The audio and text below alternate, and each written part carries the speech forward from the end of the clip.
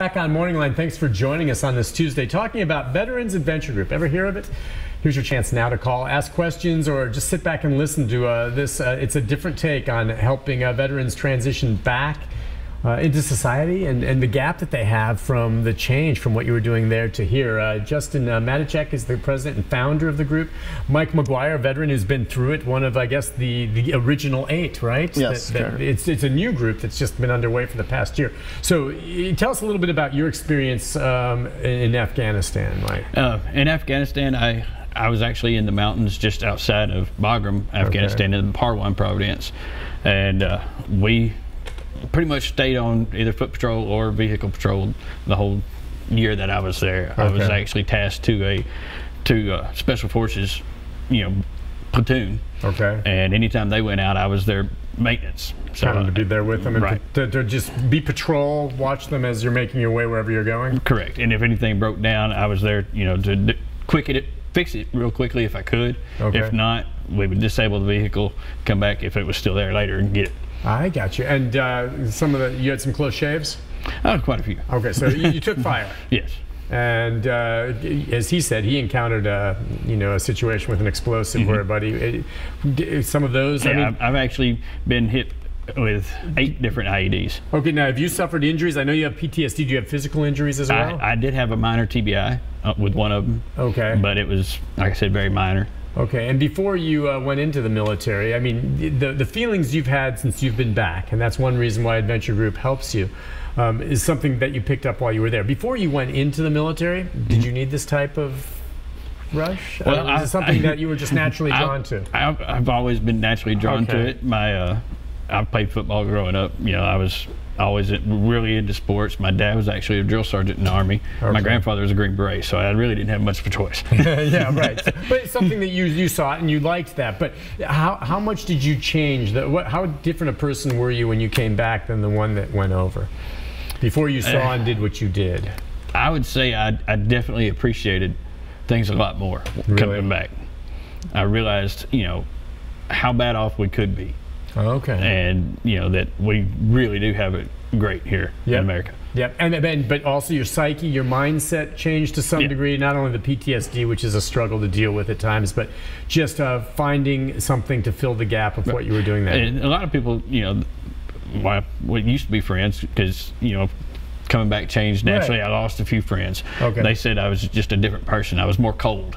I was a colder what did they person. say? It was because you shut off your emotions, or or why? Yeah, they said, basically that I was a different person, that I, wasn't quite as open as I was before. Why do you agree with them? Oh, yeah, completely. Why do you think that was? Because the difference between being overseas and being able to control your environment that you're in, and coming back, here, and you've got so much going on, even though, you've got a lot going on overseas, but you're in charge of what's going on around you. Right. You and the guy standing next to you.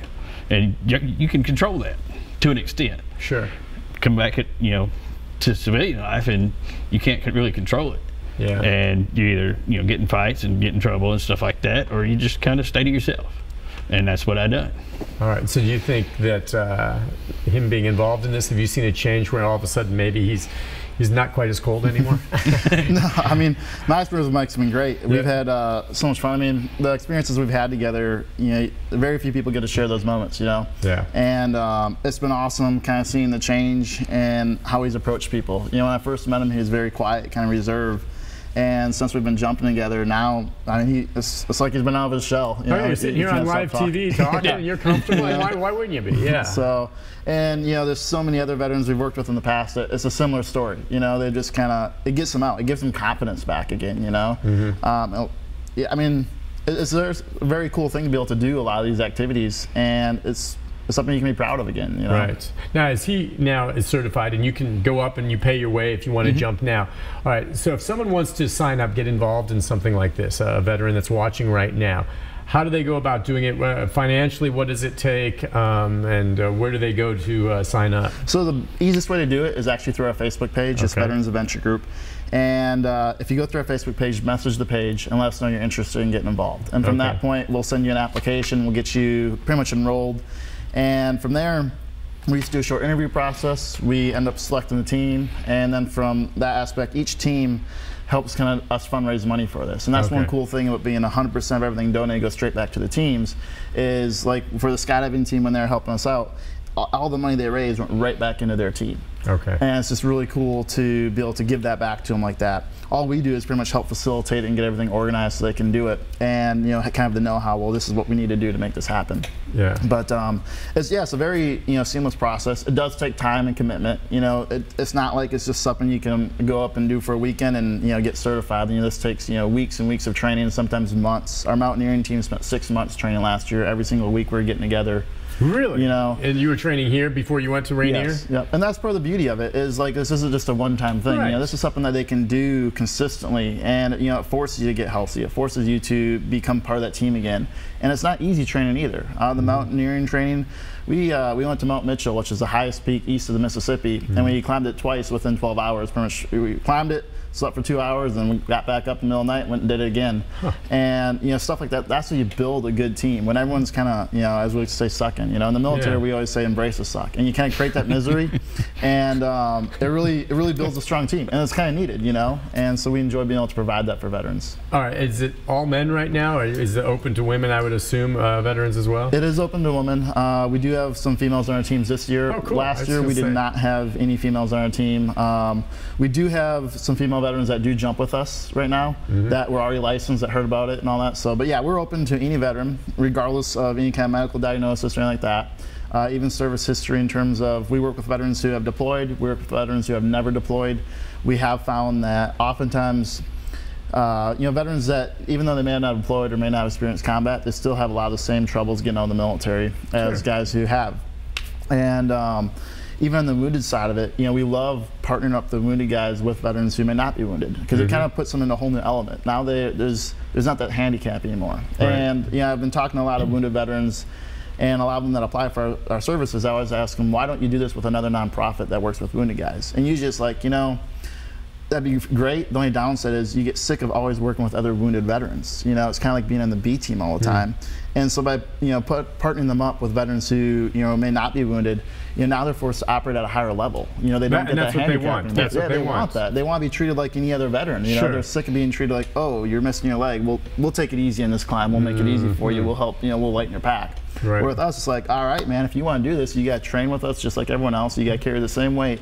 There's no handicap there. And that's what they want, but you have to find a way, and they'll have to choose whether they can handle it, depending on the level of their injury. Exactly. And obviously, we aren't going to push people to the point where it's unsafe. But at the same time, too, we want them to push themselves to get the most out of it. There's so much they're capable of, and sometimes it's just nice to have the motivation to do it. Someone that believes in them, that says, I know you may be missing a leg or missing your arm, but you can do this, and we're going to help you do it. Now, the expertise for be it mountain climbing, or now I guess you guys are both experts in skydiving, but to get started, did you partner with folks who are experts at mountain climbing to get the basics and all of that? So all of these teams, they pretty much have a professional in the field that gets attached to them to provide the training and instruction, as well as lead the trip. So that way it's not just a bunch of random people kind of learning about it. We actually have professionals out there. And that's what some of the fundraising pays for there, as well as the travel and the equipment and all of that. Yes, it does. So same thing, like they would have to get certified for scuba diving? Yeah, scuba diving, they get their open water certification. But that takes a while. You go practice in a pool and you do all this kind of stuff? And so this year our scuba diving team is actually in Naples, Florida. And the kind of cool thing there is like they're in a great spot for diving, so they can do it regularly as a team. But and then with that, we're going to take kind of a culmination trip after they all get their certification. We're going to go to the Florida Keys and do a bunch of diving down there with them. So. Wow, that's awesome. The diving part of it. And it's veterans of all, you can go back. What if, you get a veteran from Vietnam, you get a veteran from Korean War, older group? We also have like the hiking and stuff like that, which is a little bit less extreme. That being said, there are skydivers out there that are very 60s, 70s. Is that right? Okay, they got it. That's awesome. I climbed Mount Rainier back in 2012 with a guy who was in his mid-70s, and it was the third time on the peak. So like, there's a lot you can still do. It's just there again having the right people to kind of push and motivate and train people for that. So just a few months ago, I actually jumped with a guy. He'd done his first skydive ever on his 100th birthday. On his 100th birthday. Was he a veteran? I guess. Yeah, he was. And he wanted to do it. You went up with him, and well, he just happened to be at the drop zone at the same time, and I got to talk to him. And he was like, "Yeah, this is what I wanted to do for my 100th birthday." See, I wonder if someone like he, whatever, I don't know what conflict he would have been in. He could have been in World War II if it was his 100th birthday. But I mean, there was never anything like this, and a lot of the other veterans organizations around when he was there. I wonder if he just figured it out for himself and sought out these types of, some veterans maybe do come around to that and say, look, I'm missing something in my life. I need to do this, or I need to get a job as a paramedic or a police officer or something like that. What if he came about that on his own? Because not all veterans have the means to do it, but there he was at 100 already doing this. Who knows how, Well, there is this common thread. You do find a lot of veterans in these extreme sports as it is. I go to a lot of these base jumping events all over the country. And I meet veteran after veteran, and they all seem to have a very similar background. And there's no accident. There's a reason why we're attracted to these kinds of environments. And I think it's awesome to help other veterans find that kind of that group and that piece that they're looking for, outside the military with that, so. Take a break, come back, our final segment. We'll get into a few more details on this and then give more information on how they can contact you, either if they want to support and give, or if you want to get involved and do it, all right? We'll take a break. We'll be back with more right after this. Stay with us.